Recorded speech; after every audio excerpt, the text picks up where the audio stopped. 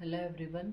आज का हमारा टॉपिक है फेजेस ऑफ क्लिनिकल ट्रायल। इसके बारे में हम पढ़ेंगे, या फिर clinical trial on the basis of phases कितने टाइप के होते हैं इसके बारे में हम पढ़ेंगे। तो ये जो क्वेश्चन अगर आप एमडी कर रहे हैं तो एमडी में भी पूछा जाता है, और कोई भी एंट्रेंस एग्जामिनेशन आता है आगे तो उसके लिए भी ये इसमें से क्वेश्चन डेफिनेटली पूछे जाते हैं। ठीक है, तो जब हम बात करते हैं क्लिनिकल ट्रायल की, तो क्लिनिकल ट्रायल जब भी हम कंडक्ट करते हैं तो उसके कुछ स्टेप्स होते हैं, फॉलो करने पड़ते हैं, जो that is known as phases.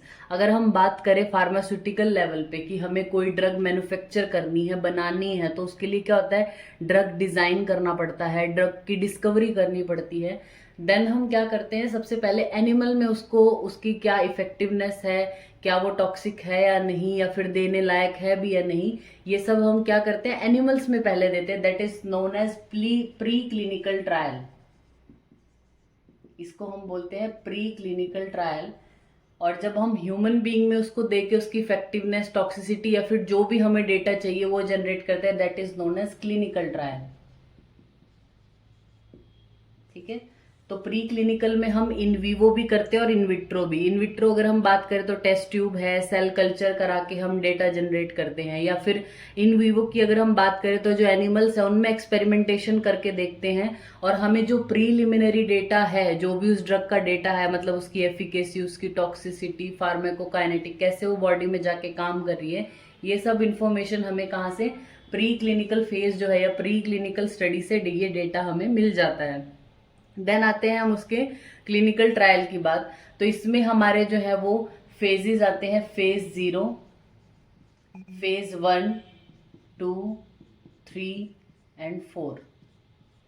अब इन फेजेस की अगर हम बात करें तो सबसे पहले इन फेजेस का दूसरा नाम क्या है, प्लस में इसमें कितने पार्टिसिपेंट जो है वो लिए जाते हैं, मतलब डेटा जनरेट करने के लिए, और थर्ड पार्ट की इस अलग अलग फेजेस से हमें ड्रग के किस कंपोनेंट के बारे में या उसकी किस चीज के बारे में अब पता चलता है। ये तीन बातें आपको ध्यान में रखनी है। तो सबसे पहले हम बात करते हैं फेज 0 की, which is known as human microdosing. आपसे पूछा जाएगा कि इनमें से किसको ह्यूमन माइक्रोडोजिंग कहा जाता है, फेज 0 को कहा जाता है वो। ठीक है, नाम से ही पता चल रहा है ह्यूमन में यूज होगी। और माइक्रोडोजिंग मतलब इसमें क्या करते हैं हम, जो ड्रग है, जो भी हमारी ड्रग है, उसको उसकी सिंगल सब थेरेपेटिक जो भी अमाउंट है वो हम देते हैं, कितने, 10 से 15 सब्जेक्ट्स में। स्टडी सब्जेक्ट यानी हम ह्यूमंस की बात करें, 10 से 15 लोगों में वो देखा जाता है। और इस फेज 0 से हमें पता क्या चलेगा, ड्रग का फार्मेकोडायनेमिक्स और फार्मेकोकाइनेटिक्स। मेनली यहाँ अगर हम बात करें तो बायो अवेलेबिलिटी है जो ड्रग की, या फिर हाफ लाइफ क्या है ड्रग का, वो हमें फेज 0 से पता चल जाएगा। लेकिन ये वाला फेज कोई भी डेटा हमें नहीं बताएगा कि वो सेफ है भी या नहीं है ड्रग, मतलब उसकी सेफ्टी और इफेक्टिव एफिकेसी के बारे में कोई डेटा नहीं देता। सिर्फ ये डेटा देगा कि वो हमारे लिए कितनी देर के लिए, हमारे कितने टाइम में सर्कुलेशन में आ जाती है, हाफ लाइफ क्या है, उसका डेटा हमें प्रोवाइड कराता है। देन हम बात करते हैं फेज 1 की, which is known as human pharmacology. इसको बोला जाता है ह्यूमन फार्मेकोलॉजी स्टेज। ठीक है, इसमें जो सब्जेक्ट्स यूज होते हैं, यानी कितने सब्जेक्ट मिनिमम चाहिए, 20 to 100 सब्जेक्ट आपको चाहिए ही इसमें। तो और इसको डेटा क्या आपको मिलता है, to assess the safety of drug, मतलब pharmacovigilance, pharmacokinetics, tolerability of drug and pharmacodynamics. ठीक है, अब ये बात करते हैं हम फेज 1 में। फेज 1 में जब हम इतनी चीजों के बारे में देख रहे हैं, तो ये आप फेज 1 वाली ट्रायल ऐसे घर बैठ के तो नहीं करा सकते पेशेंट से। तो आपको क्या है, एक कंट्रोल्ड इन्वायरमेंट चाहिए, मतलब उसके लिए हमें सेंट्रल फार्मेकोलॉजिकल जो यूनिट्स होती हैं उसमें 24 घंटे पेशेंट को रखा जाएगा, और उसको हमें क्या है, अंडर ऑब्जर्वेशन रखना है जब हम फेज 1 ट्रायल करते हैं। तो देन आता है हमारा phase 2 trial, which is known as therapeutic. यहाँ मैं शॉर्ट में लिख दे रही हूँ, ये थेरेपेटिक एक्सप्लोरेटरी बोलते हैं इसको। अब नाम से ही पता चल रहा है, थेरेपेटिक हमें क्या, जो उसकी थेरेपेटिक वैल्यू है वो कैसे काम कर रही है, इफेक्टिव है या नहीं, उसको एक्सप्लोर करना है। हम कुछ कह नहीं सकते कि वो कैसे आएगी, ये हमारे लिए अच्छी है या नहीं है, लेकिन हम एक्सप्लोर कर रहे हैं, which is known as therapeutic exploratory trial. तो इसमें सब्जेक्ट जो होते हैं वो होते हैं 100 to 300, और इसमें जो डेटा जनरेट होता है वो हमारा होगा इफेक्टिवनेस ऑफ ड्रग के बारे में या फिर उसकी सेफ्टी को हम इवेल्युएट करते हैं। फेज 2 जो ट्रायल है इसके भी 2 पार्ट हैं, फेज 2A और फेज 2B, ठीक है। ए में स्पेशली हमें उसकी जो डोजिंग रिक्वायरमेंट है, मतलब हमें ड्रग कितनी चाहिए, मिनिमम ड्रग की जो डोज है वो पेशेंट को कितनी देनी है या फिर मैक्सिमम कितनी दे सकते हैं, वो डेटा जनरेट करने के लिए फेज 2A है। और फेज 2B में हमें पता चलता है efficacy of the drug. Then हम बात करते हैं फेज 3 ट्रायल की, which is known as therapeutic confirmatory.